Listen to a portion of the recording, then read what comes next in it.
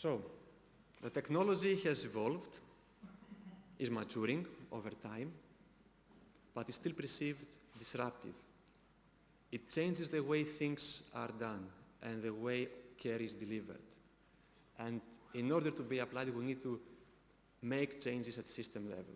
And because of this, we have a lot of other sort of barriers to consider. The organizational changes first, but also legal aspects, financial viability, reimbursement, and as far as a lot of us in this room are concerned, the availability of these services not only in our ordinary place of residence, but throughout the Union, cross-border. In order to actually push the changes through that are necessary, we need to have political support. Political support at all levels, regional, national, European level. But in order to gain this political support, to the extent that it will allow a wide adoption of these technologies, it is necessary first to collect the evidence, to build the evidence base that, first of all, indicates the medical outcomes and persuades the doctors and the patients of the real benefits for them, but also indicates the economical and benefits, and also the fact that it is feasible to make the changes. There are the conditions are right to integrate these new systems into practice. And I tried to show you some evidence and numbers before, but at this point in time, I would like to ask you the following. We see the numbers. Some of them are statistically significant, some others are not.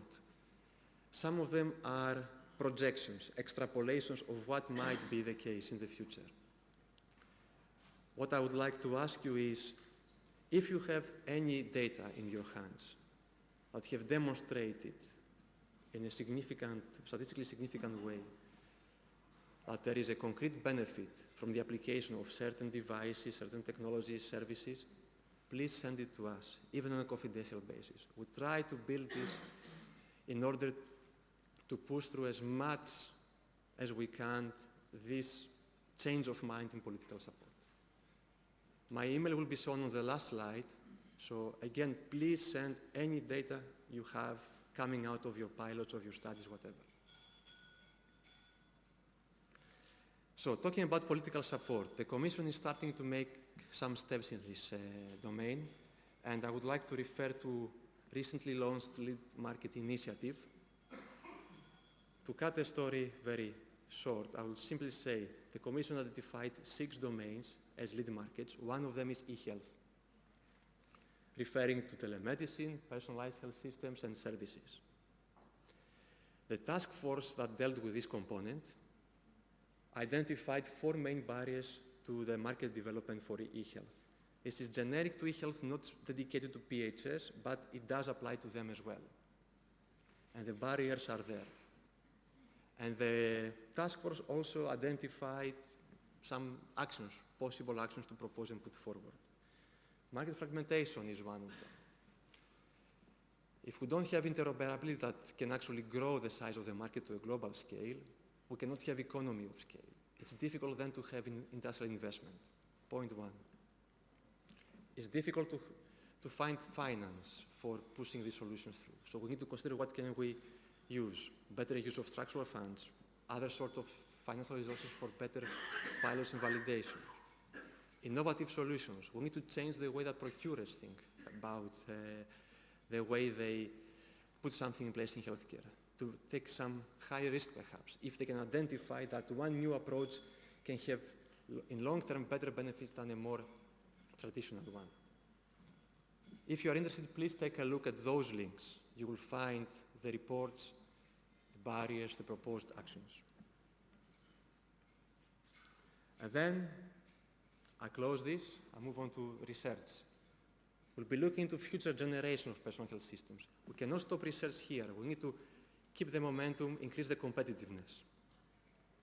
And the hope is that if we manage to make some progress into the deployment of the first generation of PHS, This, in principle, should open the door and allow future generations to enter much more quickly. So we need to keep going with research as well. I would like to say that in our hands at the moment we have a very useful tool. We have a support action which is trying to build a roadmap for the personal health systems research. The project pHealth2008 has organized so far meetings, workshops, and will continue to do so by the end of the year. So we are expecting from them a lot of input on how to work in this domain in the future. A first workshop was done in Tampere in January this year. At the link here you can find the report, the presentations, so you can see what has been discussed and debated on the basis of what was the experience in the past, the analysis of previous calls and so on. And from what has been discussed in the first workshop in Tampere, I would like to give you some brief flavor of what could happen in the future. One area to explore is mental health, mental disorders. It's becoming more and more important because of the rising prevalence. They are becoming very costly to the healthcare system, but also to the economy due to lost productivity. It is a domain which has not been explored as well as other domains like diabetes, cardiovascular diseases. It poses several challenges to applying ICT for management, prevention of mental disorders. So I think it has a lot of potential and we could be looking into this domain in the future. Another theme is the application of ICT technologies to support diseases like liver failure, kidney failure, to replace failing organs with artificial organs. Again, we have a lot of potential in this domain thanks to the convergence of ICT, bio, nanotechnologies, materials, and so on. Prevention. Talked about preventive aspects through PHS. Some work has been done in the past. We have not seen many examples of successful applications. There are certain difficulties in this domain that have to do mostly because it's difficult to prove that something had really a preventive effect. You need to wait a long time to see that the application of some sort of technology did actually prevent the occurrence of a disease. And very much linked to this is the uncertainty in the business world of how can we actually build models around this. So it's something perhaps we need to explore further and see how best to apply ICT in this domain. Just to conclude then, for a number of years now, a decade or so, there has been a systematic support to research in personal health systems. This has helped overcome many technological challenges and realize the first generations. Some early evidence suggests that there can be significant benefits. We would like to build more on this to create a solid evidence. And again, please send everything you have if you wish.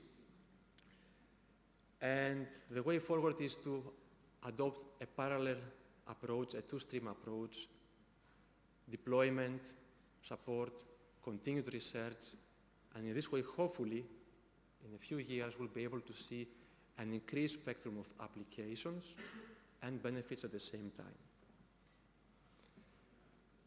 My email address is here. If you wish to get in touch, if you wish to send any data, please email. Thank you very much.